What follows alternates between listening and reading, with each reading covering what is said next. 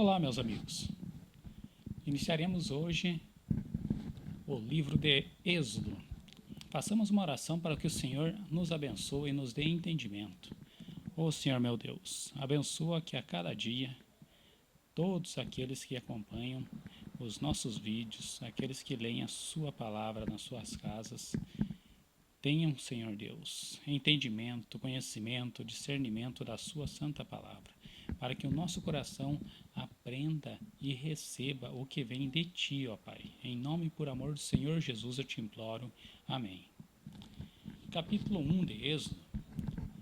Como nós vimos nos primeiros 50 capítulos de Gênesis, o povo de Israel tinha ido para o Egito e quando foram para lá, todos eles foram em 66, aí mais José, a esposa e os dois filhos que já estavam no Egito, total de 70 pessoas.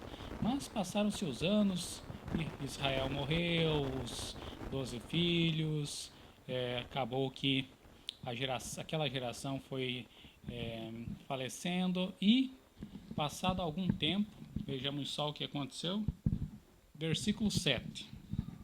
Os filhos de Israel frutificaram e aumentaram muito,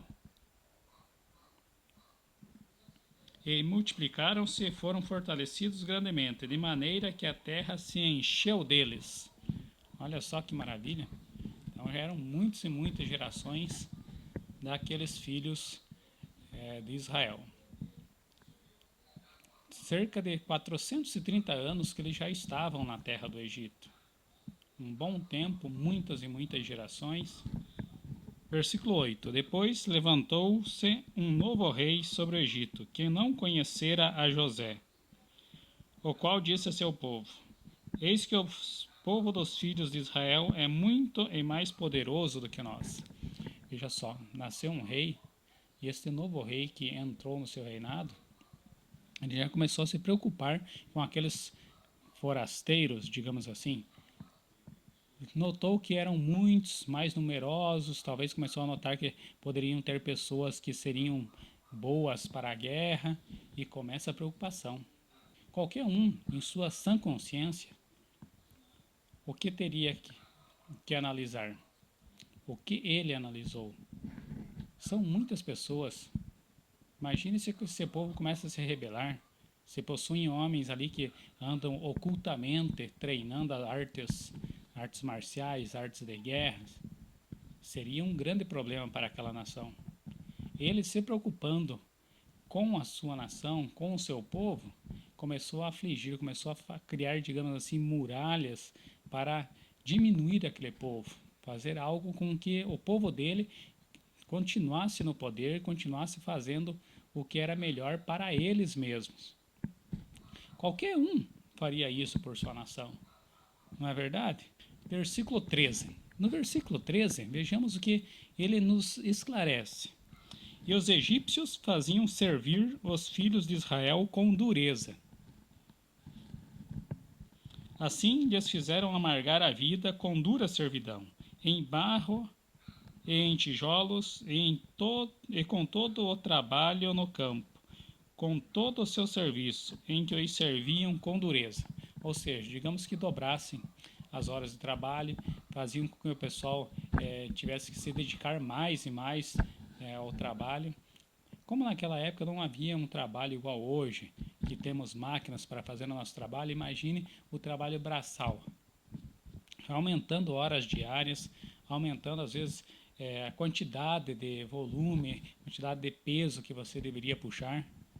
Era uma maneira deles fazer o povo se desgastar e, consequentemente, enfraquecer o povo. Versículo 15, outra coisa que veremos que era muito natural para alguns reis, digamos assim, quando eles queriam fazer a sua vontade prevalecer, como vai ocorrer na época de Jesus, que todos conhecem a história.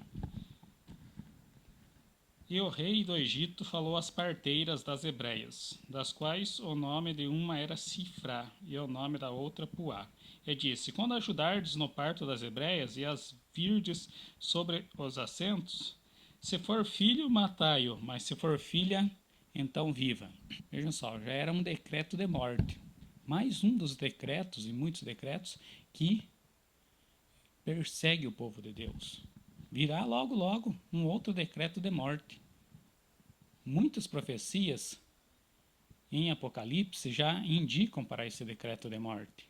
Muitas pessoas e profetas do Senhor Deus, profetas no sentido de quem fala, portador de voz, igual um porta-voz de um governo, muitos profetas do Senhor Deus tentam abrir os seus olhos.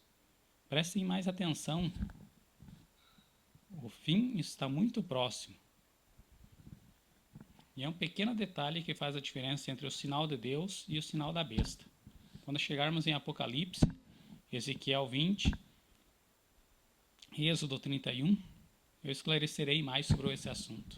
Porém, como sempre, existem aqueles que perseguem o povo de Deus, mas também existem aqueles que defendem o povo de Deus. As parteiras não aceitaram, digamos assim, não iam falar para Faraó porque ele iria dar um jeito de acabar com elas, matar elas e achasse outras que fizessem sua vontade. Mas no coração delas, elas não aceitaram aquela ordem. O sinal de Deus e o sinal da besta, o selo de Deus e o selo da besta, são partes de aceitação. Não se preocupe muito com muitas coisas que falam por aí, mas seria mais aceitação. Assim como essas parteiras não aceitaram no coração delas, inventaram uma desculpa para preservar a vida daqueles meninos. Qual é a desculpa? Versículo 19. E as parteiras disseram a Faraó: é que as mulheres hebreias não são como as egípcias, porque são vivas e já têm dado à luz aos filhos antes que a parteira venha a elas. Ou seja, quando a gente já chega lá, Faraó, elas já deram à luz. Como que a gente vai dizer que a criança nasceu morta se ela está vendo já a criança, já está no colo dela? E isso foi muito bom aos olhos de Deus, porque Deus começou a proteger essas parteiras. Se você faz coisas boas aos olhos de Deus, não se preocupe, Deus dá uma maneira de lhe proteger. Quando chegar a grande tribulação, você será um protegido do Senhor Deus. E aí sim o Salmo 91, quando diz 10.000 cairão ao seu lado, 1.000 cairão ao seu lado e 10.000 à sua direita, será para você. Versículo 22, uma nova ordem de Faraó. Olha só a maldade no coração deste homem. Então ordenou Faraó a todo o seu povo, dizendo: a todos os filhos que nascerem lançareis no rio, mas a todas as filhas guardareis com vida. Pensem só, quanta maldade existe no coração de uma pessoa só. Mas veremos ainda futuramente que existem alguns que têm mais maldade ao seu coração. Cabe a você, meu amigo, com o seu livre-arbítrio, escolher em ser mal ou ser bom aos olhos do Senhor. O caminho bom é sempre o melhor. Fiquem com Deus.